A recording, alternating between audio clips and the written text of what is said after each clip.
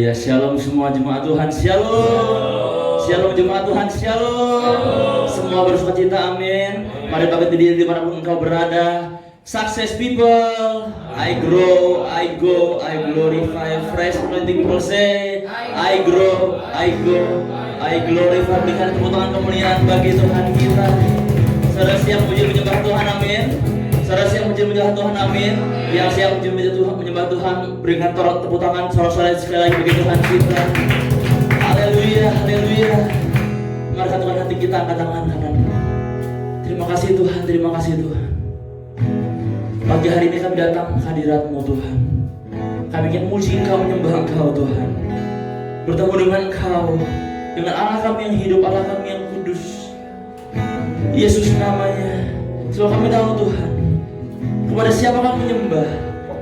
Kepada Allah kami yang hidup, kepada Allah kami yang kudus, Allah kami yang bertahta atas puji-pujian kami.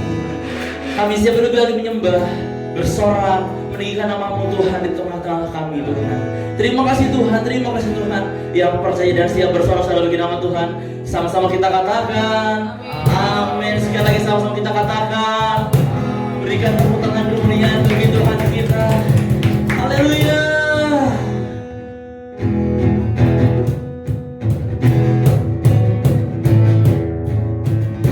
Dia yang hebat, amin.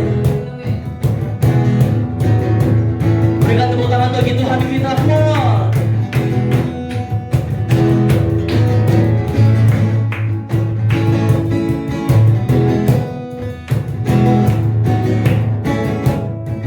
Terpujilah nama-Mu Tuhan, terpujilah nama-Mu Tuhan. Kuat dan penuh kemuliaan, satu suara kami nyatakan,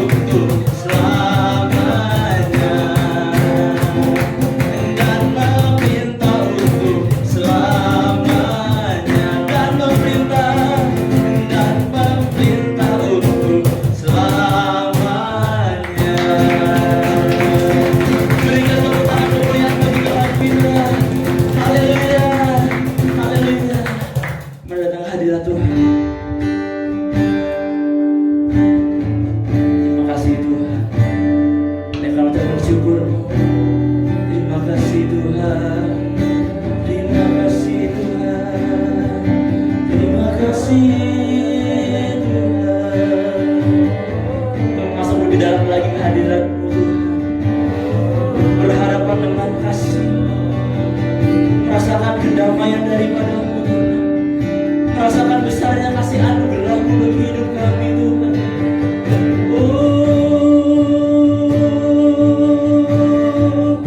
Tiada yang seperti-Mu dalam hidup kami. Engkau yang paling berharga. Haleluya.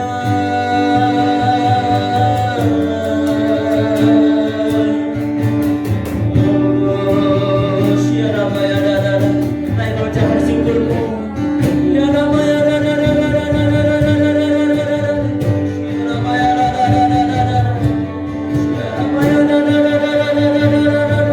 siara maya dada, siara maya dada. Biar kami merasakan hadirat-Mu lebih lagi Tuhan, dimanapun kami berada pagi hari ini Tuhan. Kuasa-Mu tidak terbatas, Roh Kudus-Mu tidak terbatas Tuhan, sanggup menjamah kami semua Tuhan. Haleluya.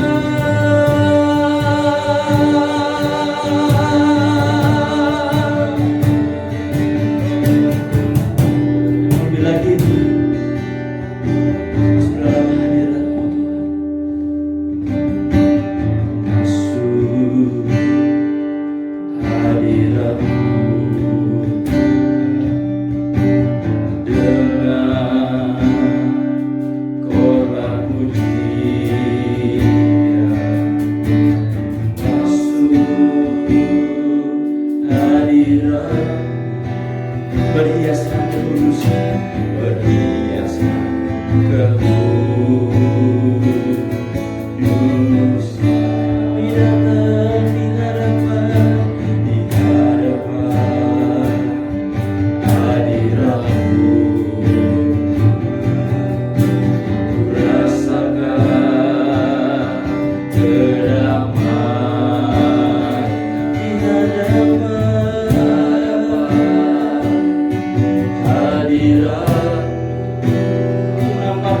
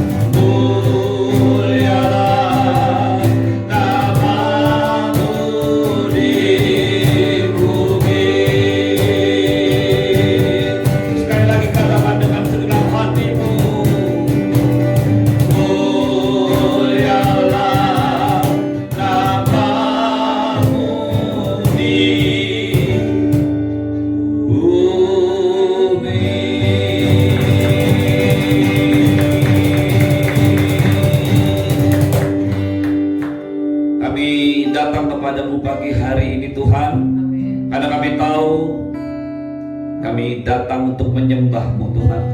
Kami menyembah Tuhan dan Allah kami yang tidak terbatas. Kami menyembah Tuhan dan Allah kami yang gagah perkasa. Kami menyembah Tuhan dan Allah kami yang patut dihormati, patut disembah, patut dihargai Tuhan. Kami datang menyanjung Engkau pagi hari ini.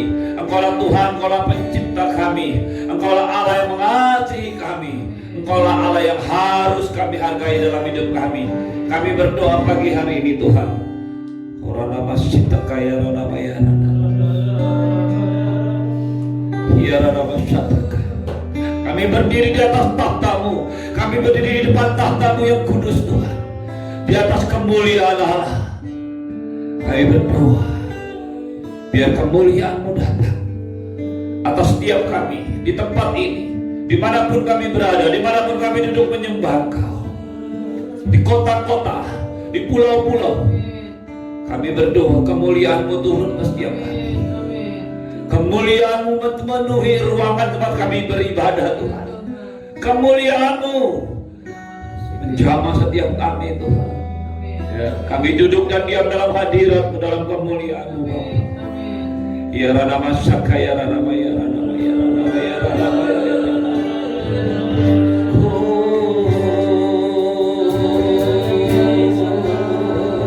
Mulialah nama-Mu, mulialah nama-Mu,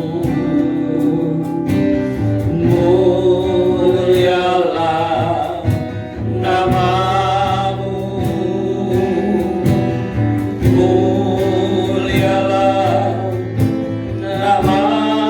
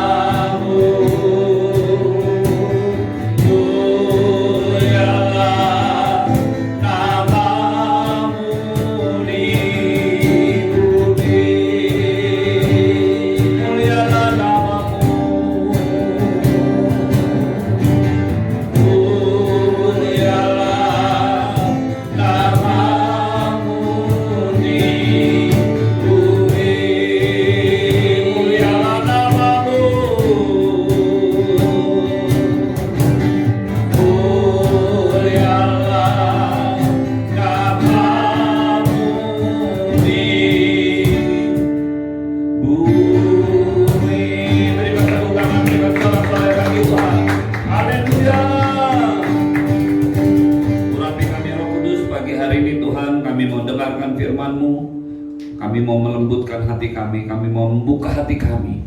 Biarlah firman-Mu menjadi penuntun, menjadi terang bagi hidup kami, dan pelita bagi jalan-jalan kami. Di dalam nama Tuhan Yesus, urapi kami Roh Kudus, urapi semua jemaat-Mu yang mendengarkan firman Tuhan. Di dalam nama Tuhan Yesus, semua yang percaya katakan amin. Shalom, selamat pagi.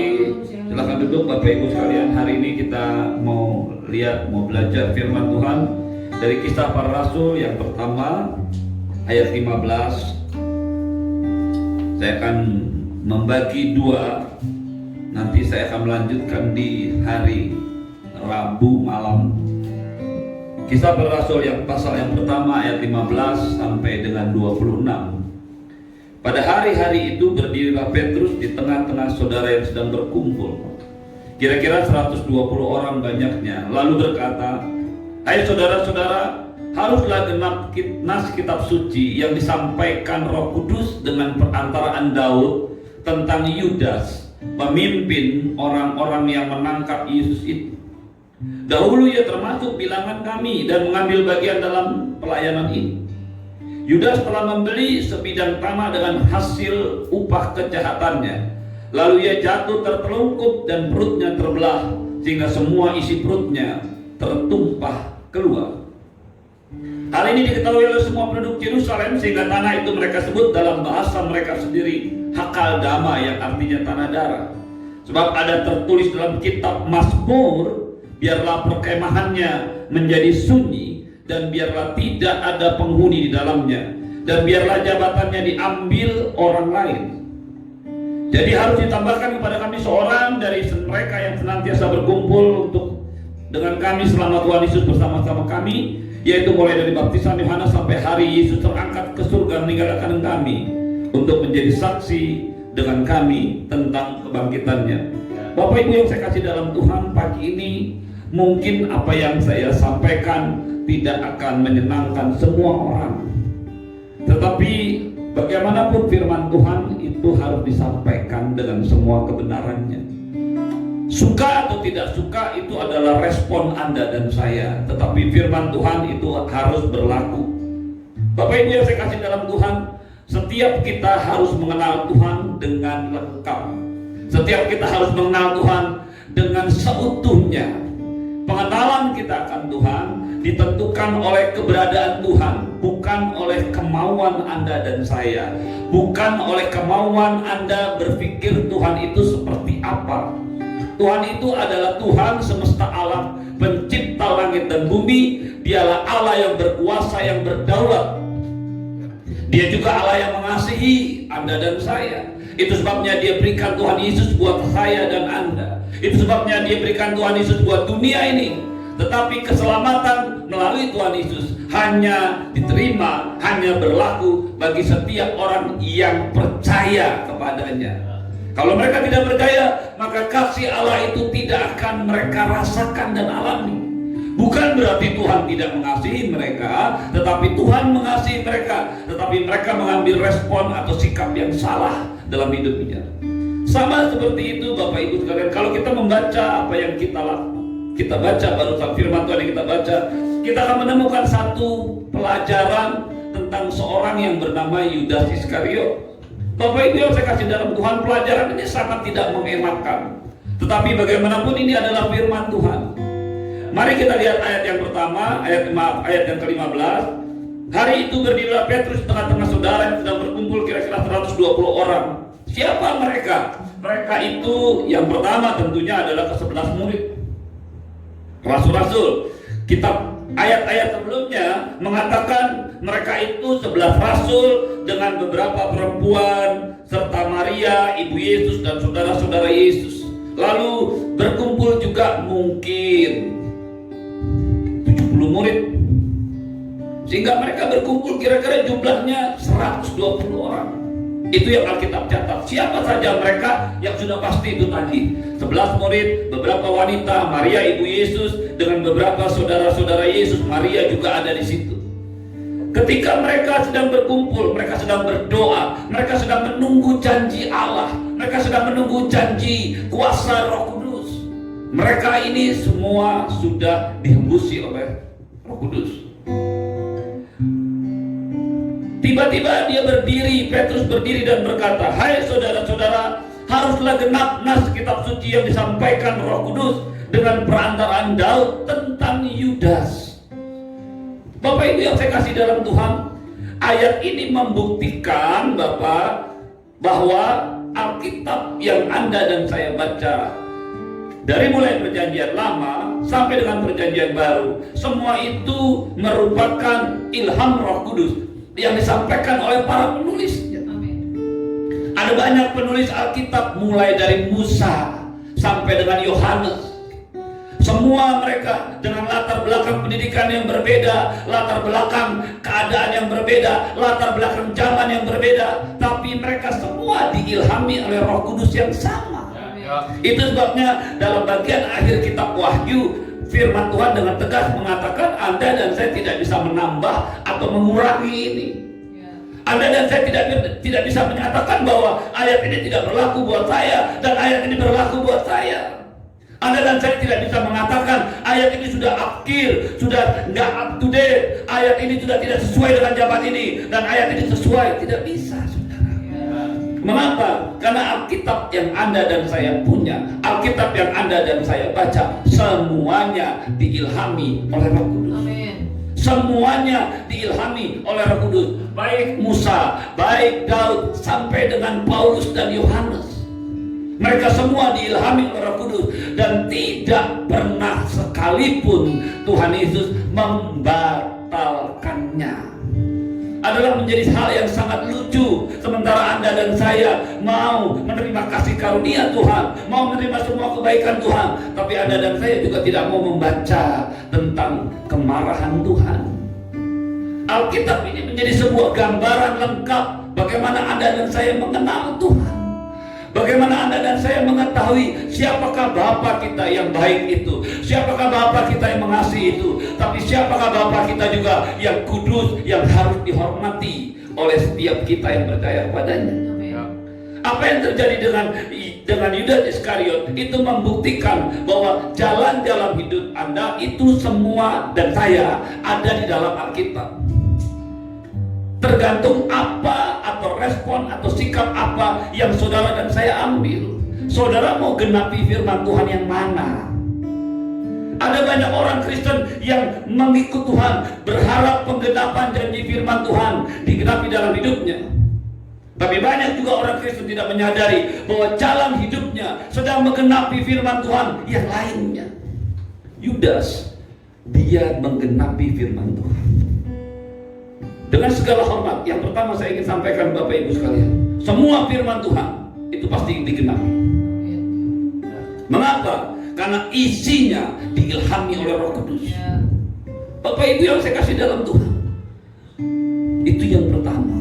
Semua firman Tuhan itu pasti digenapi. Yang kedua, penggenapannya tergantung respon Anda dan saya. Apakah Anda dan saya mau meresponi dengan sikap yang benar bahwa semua firman Tuhan ini digenapi? Yudas dengan segala hormat, dia menggenapi firman Tuhan yang sudah dikatakan oleh Daud. Daud berbicara tentang dua hal. Daud berbicara tentang umat yang mengasihi Tuhan, yang mencintai Tuhan, yang merindukan Tuhan. Tapi Daud juga berbicara tentang musuh-musuh Tuhan. Dan dua-duanya digenapi. Pagi hari ini saya mau mengatakan kepada Anda, respon Anda, sikap kita itu akan mengenal firman Tuhan. Sering sekali saya melihat setelah melayani Tuhan cukup lama, 30 tahun lebih, saya sering menemukan dalam hidup saya, dalam hidup orang-orang yang saya layani, dalam hidup rekan-rekan sekerja saya, kita semua sedang menggenapi firman Tuhan. Apapun, saudara dan saya tidak, sekali lagi saya mau katakan, Anda dan saya tidak bisa memilih yang satu dan membuang yang lain. Ayat-ayat firman Tuhan ini harus diterima sepenuhnya. Bapak Ibu yang saya kasih, apa yang menjadikan kalau kita belajar tentang Yudas? Yang pertama, Anda dan saya mesti tahu bahwa Tuhan tidak pernah mentakdirkan Yudas untuk mati dengan cara yang menyedihkan. Tuhan tidak pernah mentakdirkan Yudas untuk mati dengan cara bunuh diri dan jatuh ke tanah menurut firman Tuhan. Tuhan tidak pernah menetapkan Yudas untuk mati dari hasil penjualan kejahatannya. Tidak. Bapak Ibu sekalian, kalau begitu caranya kasihan orang-orang yang ditentukan mati seperti Yudas. Lalu di manakah keadilan Tuhan? Mengapa Tuhan memilih mentakdirkan Petrus sebagai contoh mati dengan cara yang sangat luar biasa? Mengapa Tuhan menentukan Yudas mati dengan cara seperti ini? Tidak. Takdir Allah itu adalah semua baik buat Anda dan saya. Tuhan tidak pernah merencanakan yang buruk, Tuhan tidak pernah merencanakan yang jahat atas hidup Anda dan saya. Dia adalah Bapa sumber yang baik. Dia adalah Bapa sumber kebaikan. Dia adalah Allah Bapa yang sumber berkat. Yesus sendiri Tuhan kita pernah berkata, tidak mungkin ada sumber yang baik mengeluarkan sesuatu yang tidak baik di saat yang berbeda. Sumber yang baik akan mengeluarkan semua yang baik. Dialah sumber berkat, dialah sumber sukacita, dialah sumber damai sejahtera, dialah sumber kebahagiaan, dialah sumber hidup yang kekal. Tidak mungkin pada saat yang sama dia memberikan sakit penyakit. Tidak mungkin pada masa yang sama dia memberikan kesusahan. Tidak mungkin pada saat yang berbeda dia memberikan sesuatu yang buruk dalam hidup ini. Tidak ada. Lalu mengapa hal-hal yang buruk terjadi dalam hidup ini? Yang pertama, itu karena pilihannya sendiri. Yudas, Bapak Ibu sekalian, tidak pernah ditentukan Tuhan untuk mati dengan cara demikian. Tapi Yudas mengambil sikap.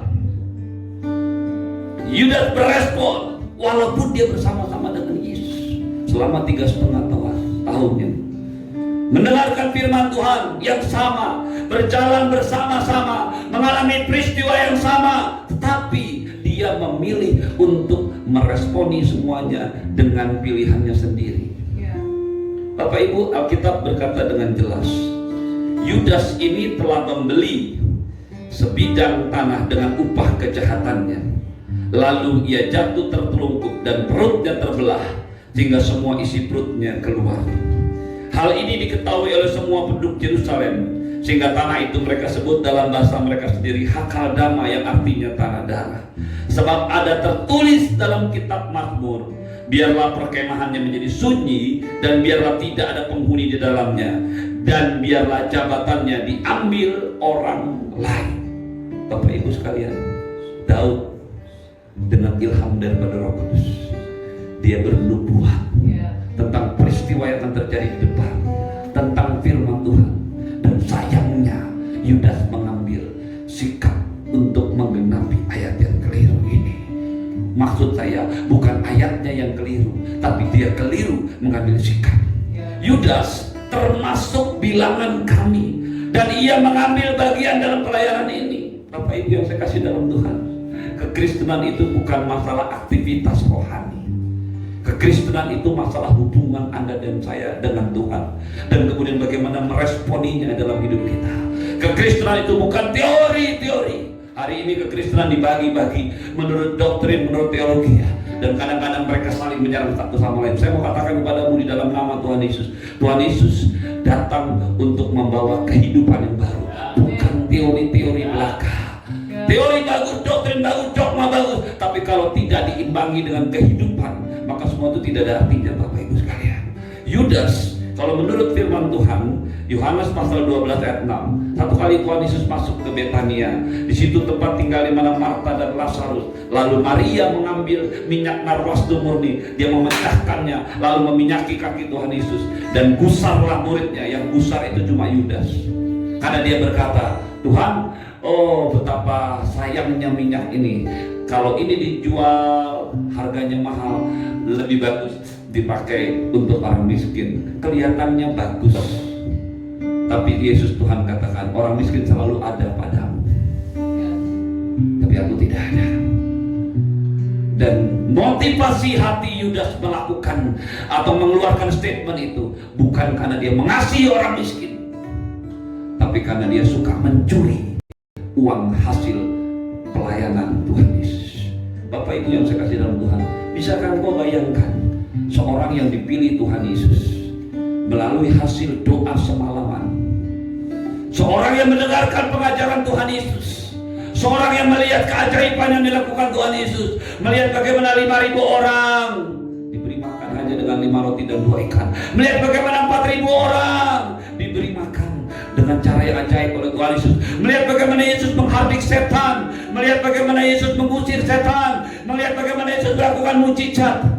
Tapi dia masih tinggal dalam kejahatannya. Hatinya masih jahat.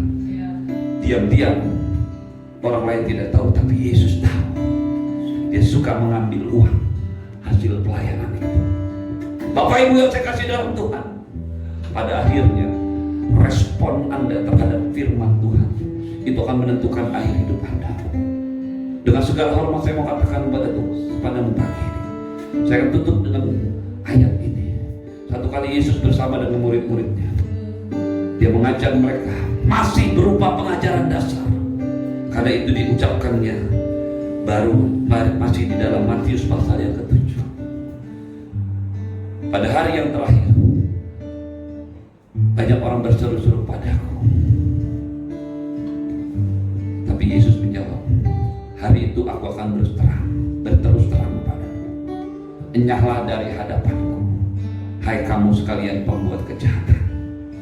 Walaupun mereka sudah melakukan mujizat, walaupun mereka bernubuat demi nama Yesus, apa yang Yesus Tuhan katakan seperti itu?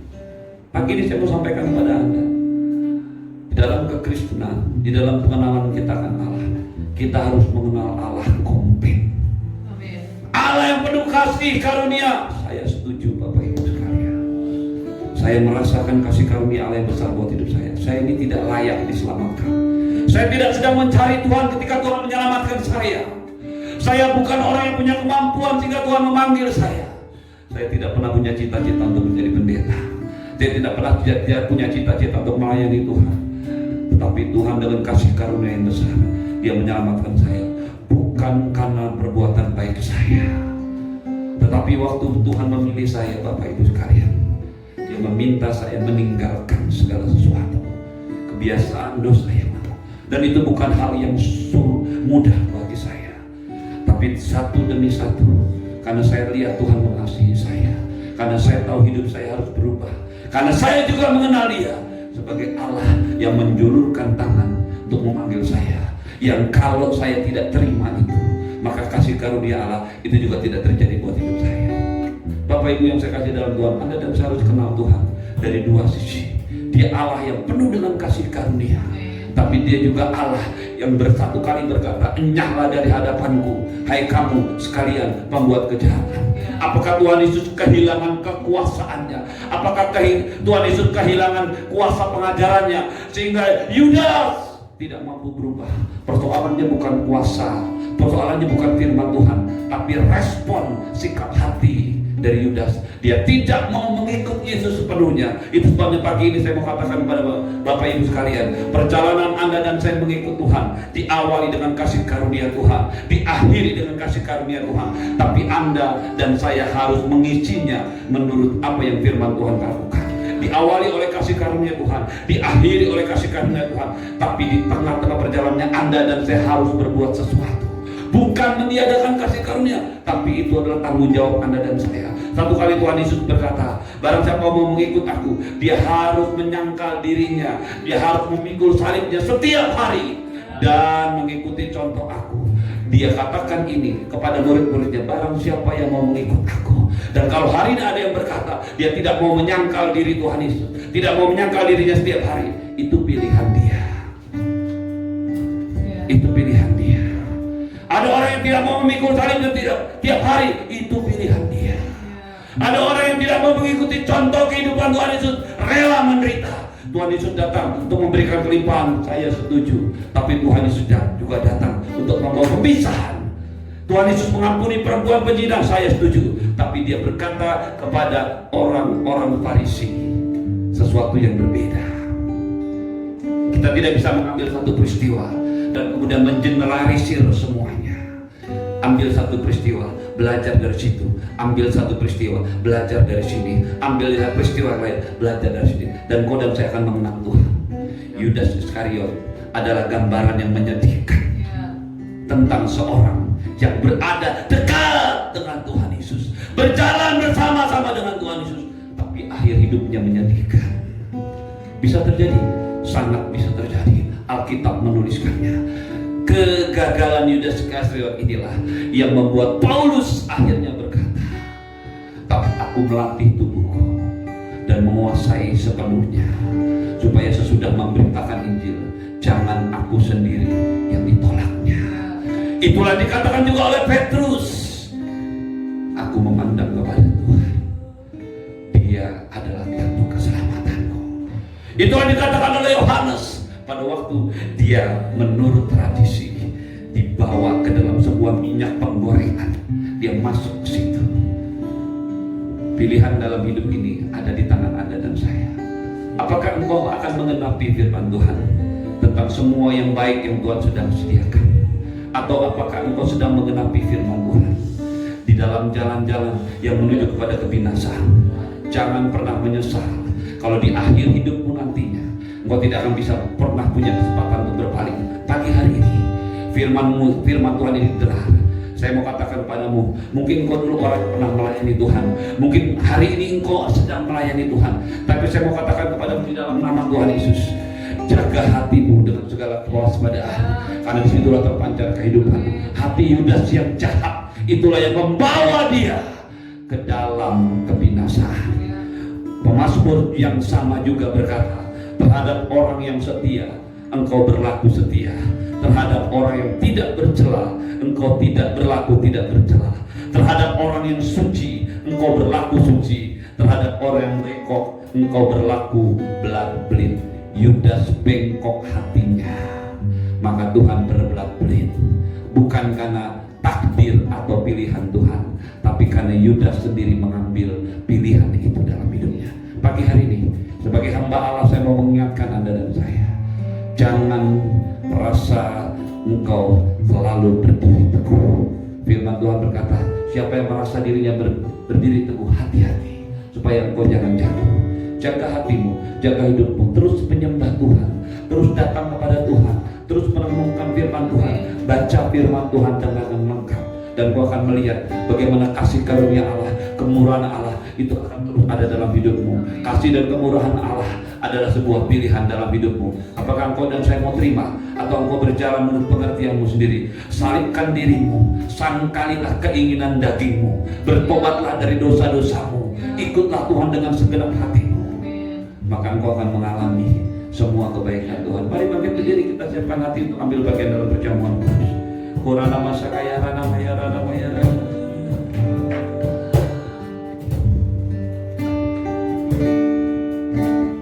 Bapa, ku cinta, ku puji Kau, ku sembah, mulialah namamu di bumi,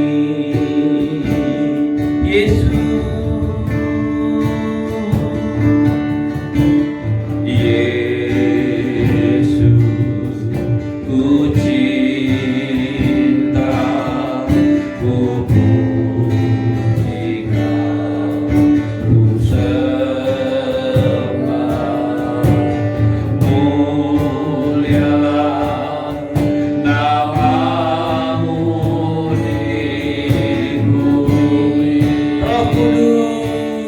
Mari dengan segenap hatimu bangkit berdiri, kita bersama-sama memuji Tuhan. Roh Kudus, ku cinta, ku puji Kau, ku sembah, mulialah namamu di bumi. Mulialah namamu, dengan segenap hatimu katakan.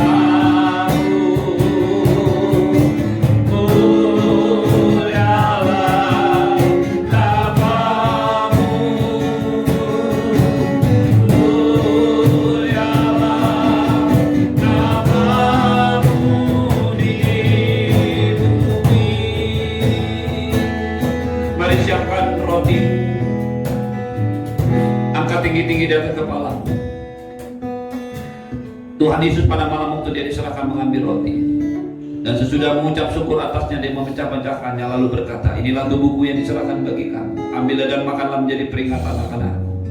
Bapak Ibu jemaat yang dikasihi Tuhan, bukankah roti yang dipecah-pecahkan itu adalah persekutuan dengan tubuh Kristus? Amin. Mari makan dengan iman di dalam nama Tuhan Yesus.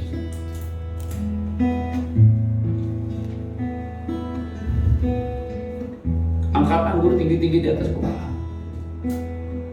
Lalu ia mengambil cawan sesudah makan dan berkata, cawan ini adalah perjanjian baru yang dimeteraikan oleh darah. Ambillah dan minumlah. Dan setiap kali kamu meminumnya, kamu memberitakan kematian sampai aku datang kembali. Bapak Ibu yang dikasihi Tuhan, bukankah cawan yang atasnya kita ucapkan syukur adalah persekutuan dengan darah Tuhan Yesus? Amin. Mari minum bersama-sama dalam nama Yesus. Naikkan syukurmu pada Tuhan.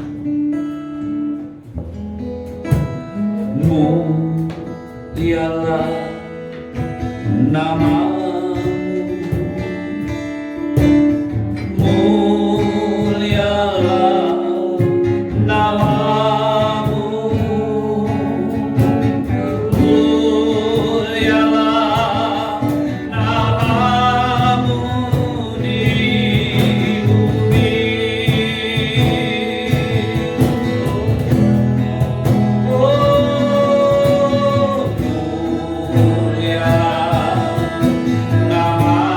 Angkat tanganmu pada Tuhan sekalian.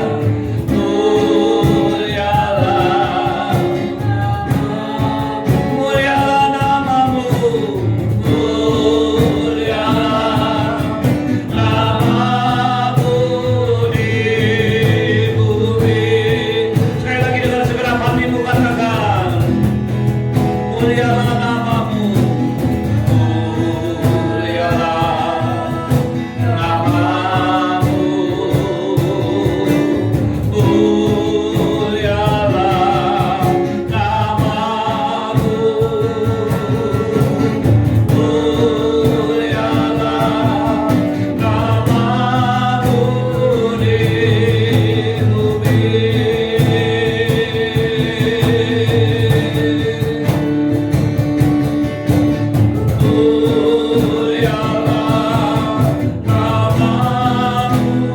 di bumi. Sekali lagi dengan segenap hatimu katakan, mulialah namamu di bumi. Angkatlah tangan kananmu kepada Tuhan. Arahkan hati dan pikiranmu kepada Tuhan. Jemaat yang dikasihi Tuhan, dialah berkat daripada Allah Bapa yang berlimpah-limpah, cinta kasih dari Tuhan Yesus, penyertaan yang sempurna dari Roh Kudus, menyertai hidupmu hari ini dan sampai selama-lamanya. Di dalam nama Tuhan Yesus, semua yang percaya katakan amin. Terus beribadah kepada Tuhan, terus menyembah Tuhan, terus mengikut Tuhan dengan segenap hati, dengan segenap jiwa, dengan segenap akal budi. Kasihlah Tuhan Allahmu dengan segenap akalmu, dengan segenap jiwamu, dengan segenap akal budimu. Itulah hukum yang pertama dan terutama. Dan hukum yang kedua yang sama dengan itu, kasihilah sesamamu manusia seperti dirimu sendiri. Shalom, selamat hari Minggu Bapak Ibu yang sekalian Tuhan. Selamat melayani Tuhan.